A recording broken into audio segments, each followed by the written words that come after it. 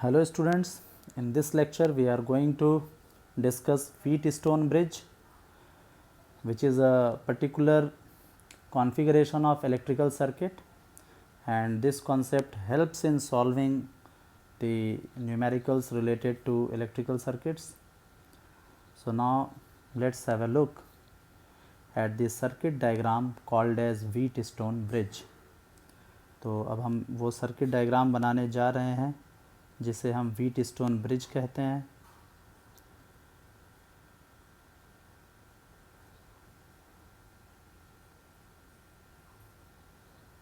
ये 4 रेजिस्टेंसेस हैं और इन चारों रेजिस्टेंसेस को एक बैटरी से कनेक्ट करेंगे।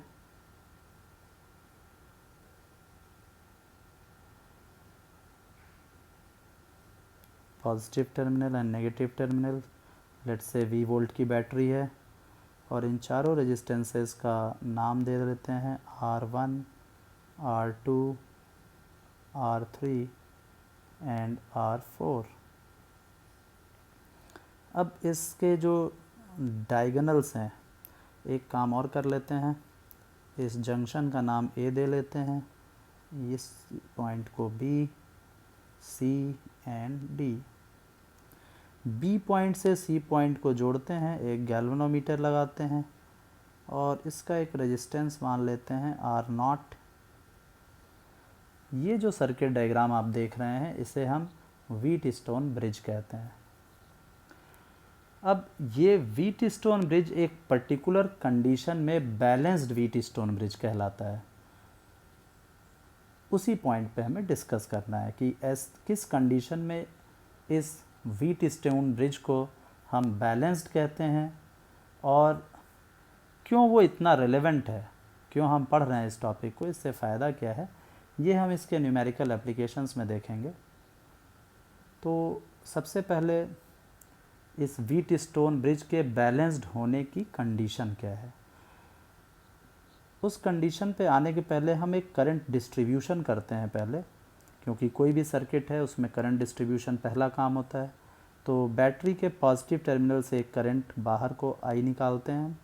लेट्स से ये सर्किट I करंट ड्रॉ करता है, ये I करंट A पॉइंट तक पहुंचता है और फिर यहाँ से ब्रांचिंग होती है। R1 की तरफ मानिए I1 करंट गया, R2 की तरफ मानिए I2 करंट गया। अब ये I1 करंट R1 को क्रॉस करने के बाद B पॉइंट पे पहुंचता है, तो मानिए कि ये R3 की तरफ I3 करंट गया और गैल्वेनोमीटर की तरफ जो करंट है वो I0 मान लेते हैं, क्योंकि रेजिस्टेंस आगे R0 है, R0 को क्रॉस करते हुए करंट आगे बढ़ेगा। अब ज़रा देखते हैं कि ये I2 करंट R2 से आगे बढ़ के C पॉइंट तक पहुंचता है और I0 करंट R0 को क्रॉस करते हुए C तक पहुंचता है। तो ये दोनों I2 और I0 ऐड करके R4 की तरफ जाएंगे, इसको हम I4 मान लेते हैं। I3 और I4 दोनों मिलके D पॉइंट पे ऐड होंगे और वापस ये पूरा करंट रिटर्न होके बैटरी के नेगेटिव टर्मिनल तक पहुंचेगा और ये I के बराबर ही होगा। जैसा कि मैं पहले बता चुका हूँ, किसी भी बैटरी के पॉजिटिव टर्मिनल से जितना करंट बाहर को निकलता है सर्किट में, नेगेटिव टर्मिनल्स पे उतना ही करंट रिटर्न होता है उस बैटरी के, उस पर्टिकुलर बैटरी के। सो ये रहा करंट डिस्ट्रीब्यूशन। अब हम बात करेंगे कि जब ये व्हीटस्टोन ब्रिज बैलेंस्ड होता है तो क्या कंडीशन होती है। तो कंडीशन सिंपल है, I0 की वैल्यू 0 हो जाती है। यहाँ पे जो आप I0 देख रहे हैं, BC ब्रांच का करंट जहाँ गैल्वेनोमीटर हमने लगाया है, जब ये गैल्वेनोमीटर का डिफ्लेक्शन 0 हो जाए, नल डिफ्लेक्शन हो, यानी कि I0 की वैल्यू 0 हो जाए, तो हम कहते हैं कि ये व्हीटस्टोन ब्रिज बैलेंस्ड है। अब ये I0 की वैल्यू इक्वल टू 0 होगा कब? जब पॉइंट B और पॉइंट C का पोटेंशियल सेम हो जाए, क्योंकि हमें पता है यदि VB is equal to VC हो जाए तो दो equal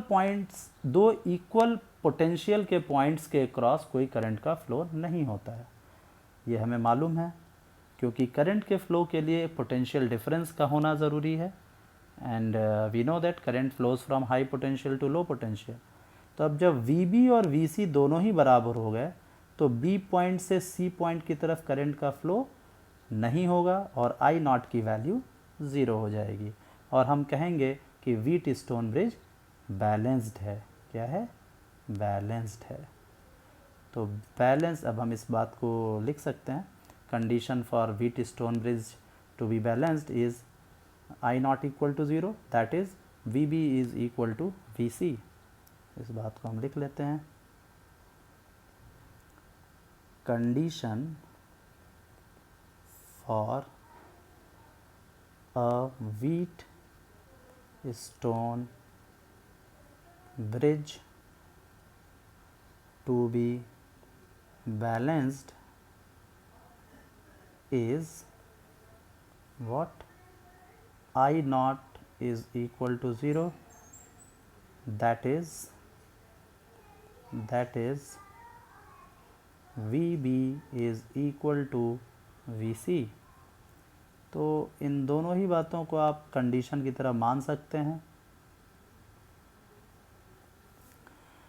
Now VB is equal to VC is the condition for balanced Wheatstone bridge।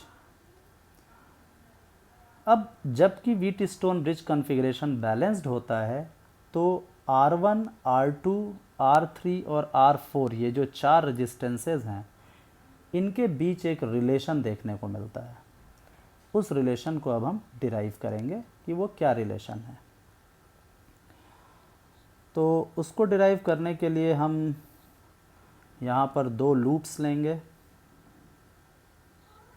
और किरचॉफ्स लूप रूल का एप्लीकेशन करेंगे, जंक्शन रूल का भी एप्लीकेशन करेंगे। एक बात पहले यहाँ आप समझ लीजिए कि यदि I नॉट की वैल्यू 0 हो गई तो जो करंट I1 A पॉइंट से B पॉइंट की तरफ जा रहा है, अब वो पूरा का पूरा B से D की तरफ निकल जाएगा, क्योंकि I नॉट की वैल्यू 0 हो गई। तो इस ब्रांच में तो अब कोई भी करंट फ्लो नहीं करेगा। तो यहाँ पे हम कह सकते हैं कि I3 is equal to I1 in case of balanced Wheatstone and I4 is equal to I2, क्योंकि A से C की तरफ जो I2 करंट जा रहा है ये भी अब पूरा का पूरा C से D की तरफ निकल जाएगा। तो ये I4 और I2 दोनों ही बराबर हो जाएंगे। ये बात यहाँ पे मैंने मेंशन कर दी है, ध्यान रखेंगे आप। Now let's move on. अब अगर हम लूप, आप ध्यान दीजिएगा मैं कौन से लूप में लूप रूल लगाने जा रहा हूँ।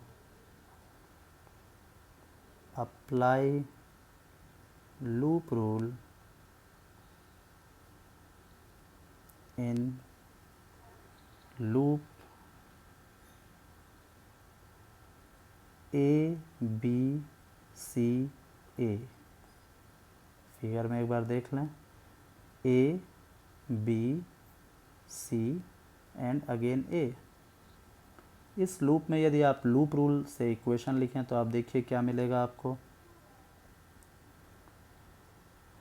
जब आप A से B की तरफ चलते हैं तो पोटेंशियल डिफरेंस, आपको लूप रूल याद कर लें एक बार, sum of potential differences across all the devices in any loop of an electrical circuit is 0। तो हम A से चल रहे हैं B की तरफ पहले, तो पोटेंशियल डिफरेंस हमें -I1 R1 मिलेगा। माइनस इसलिए क्योंकि हम करंट के डायरेक्शन में चल रहे हैं, हाई से low potential, so difference is negative. -I1 R1 plus, अब ऐड करेंगे आगे अगला डिवाइस देखिए, B से C की तरफ हम चलेंगे तो जो हमें पोटेंशियल डिफरेंस मिलेगा वो -I0 R0 मिलेगा, क्योंकि इस ब्रांच का रेजिस्टेंस R0 है और करंट I0 है। -I0 R0, I0 की वैल्यू 0 होगी बैलेंस्ड केस में, तो इसको हम अगले स्टेप में 0 पुट करेंगे इसकी वैल्यू। अभी हम एज इट इज़ लिख रहे हैं इसको। अब जब हम C से वापस A की तरफ चलते हैं तो हम करंट I2 के अपोजिट डायरेक्शन में चल रहे हैं, यानी कि हाई से लो हाई पोटेंशियल चल रहे हैं। तो यहाँ पे हम हमारा पोटेंशियल डिफरेंस प्लस साइन लेके आएगा, तो प्लस I2 R2, और हम ए पॉइंट पे पहुँच चुके हैं, तो this is equal to zero, ये ज़ीरो हो जाएगा। Now this implies minus I1 R1 plus I0 की वैल्यू ज़ीरो है तो ये ज़ीरो हो गया, plus I2 R2 is equal to zero. यहाँ से हमें this implies that I1 R1 को हम राइट हैंड साइड में ले जाते हैं तो I2 R2 is equal to I1 R1 मिल जाता है, and this further leads to I1 upon I2 is equal to R2 upon R1। ये एक रेशियो हमें मिलता है, ये रिज़ल्ट आगे हमारे काम आएगा। अब हम लूप रूल फिर से अप्लाई करेंगे, किस लूप में? देखिए BDCB, यानी B से D की तरफ, D से C और फिर B की तरफ। सो लिख लेते हैं, now apply loop rule in BDCB। चलिए अब यहाँ पे फिर से लिखते हैं, B से D की तरफ आप चलते हैं तो पोटेंशियल डिफरेंस आपको मिलता है minus I3 R3 minus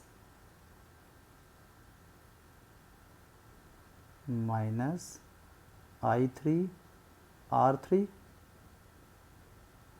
plus, आगे देखें, D से C की तरफ आते हैं तो करंट के अपोजिट डायरेक्शन में जा रहे हैं, तो यहाँ पोटेंशियल डिफरेंस पॉजिटिव साइन लेके आएगा, यानी plus I4 R4 plus I4 R4। C से अब हम B की तरफ जाते हैं तो अगेन हम करंट के अपोजिट जा रहे हैं, तो प्लस I0 R0 होगा, plus I0 R0, and now this is equal to zero. अब यहाँ पे I0 की वैल्यू ज़ीरो है, जो हम अगले स्टेप में ज़ीरो पुट करेंगे। और इसके अलावा एक और ख़ास बात है, I3 की वैल्यू आप देख सकते हैं फिगर में, I3 की वैल्यू I1 के बराबर है, तो अब हम I3 को I1 से सब्सटीट्यूट करेंगे और I4 को I2 से सब्सटीट्यूट करेंगे, जो मैंने आपको पहले ही बताया था। तो minus I1 R3 plus I2 R4 plus zero is equal to zero. I0 zero है इसलिए यहाँ पे ज़ीरो कर दिया हमने। Now this implies again I2 R4 को इधर लिखते हैं, I1 R1 को RHS में ले जाते हैं, it will become I1 R3। Now this implies I1 upon I2 is equal to R4 upon R3।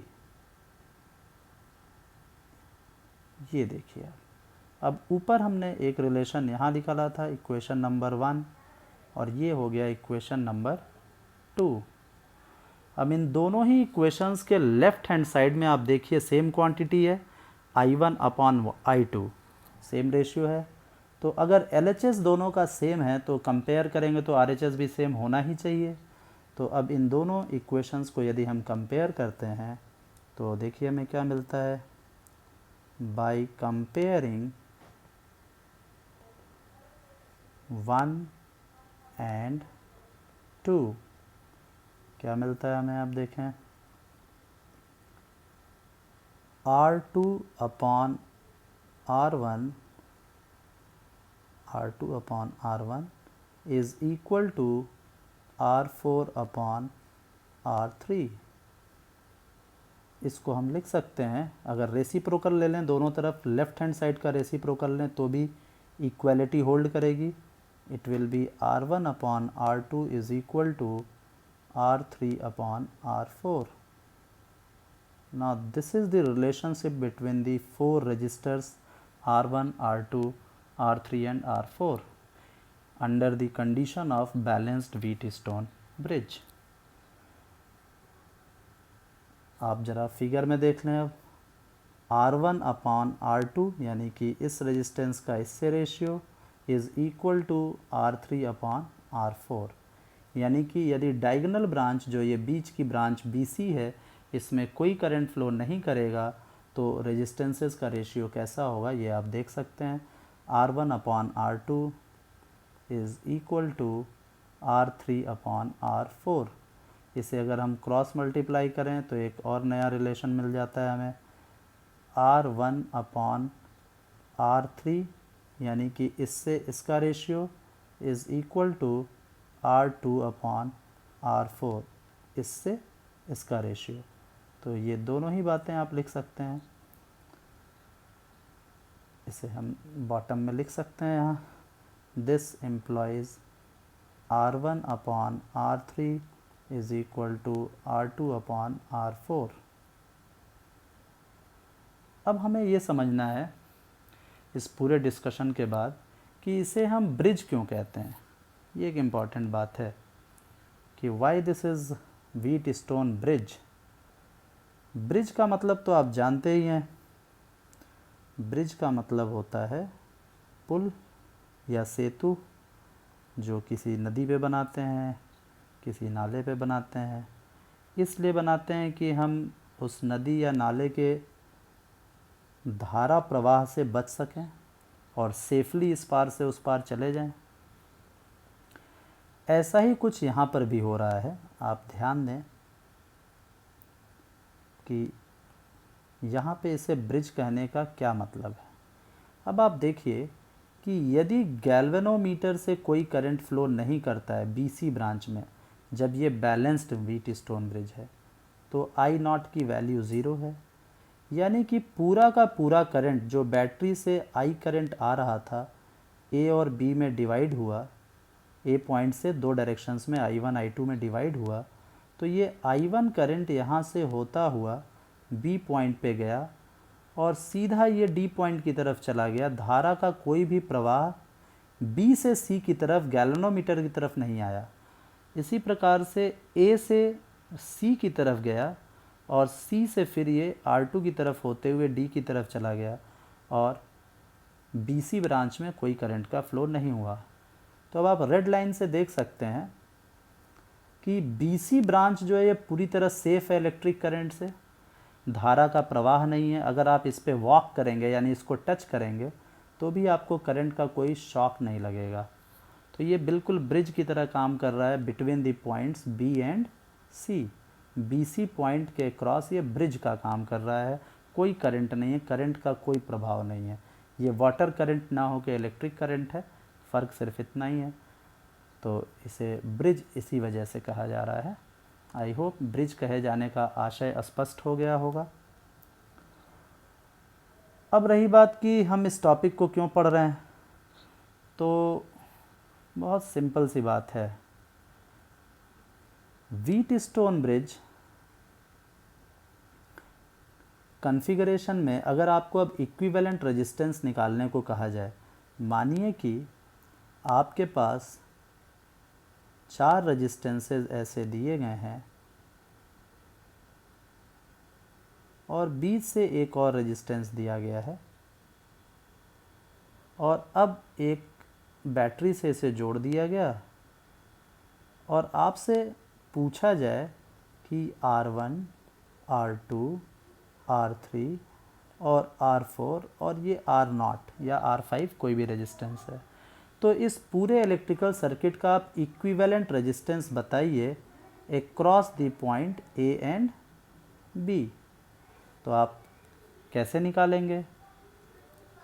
और साथ में कंडीशन ये दे दी जाए कि R0 जो रेजिस्टेंस है इसके थ्रू करंट जो फ्लो करेगा I0 वो 0 है, देयर इज़ नो करंट। और अगर ये इन्फॉर्मेशन ना भी दी जाए, इस इन्फॉर्मेशन को हम छोड़ देते हैं, और हम आपको सिर्फ इतनी इन्फॉर्मेशन दे दें कि R1 की वैल्यू अगर आपको दे दें लेट्स से 2 ओम, R3 की वैल्यू हम दे दें 4 ओम, R4 की वैल्यू दे दें हम 8 ओम, सॉरी R2 की वैल्यू, और R4 हम दे दें आपको 16 ओम। तो आप देख सकते हैं R1 upon R2 is equal to what? 2 by 8, that is equal to 1 by 4. And now what is R3 upon R4? This is 4 upon 16, that is again 1 by 4. तो आप देख सकते हैं कि R1 अपॉन R2 और R3 अपॉन R4 ये ratio दोनों बराबर आ रहे हैं 1/4 के बराबर, यानी कि यही ऊपर वाली कंडीशन है। और इसका मतलब ये तय हो गया कि R0 की तरफ से करंट ज़ीरो होना ही है, क्योंकि इसी कंडीशन में ये कॉन्फ़िगरेशन ये रिज़ल्ट देता है, रेशियोज़ जो हैं रेजिस्टेंसेस के बराबर आते हैं।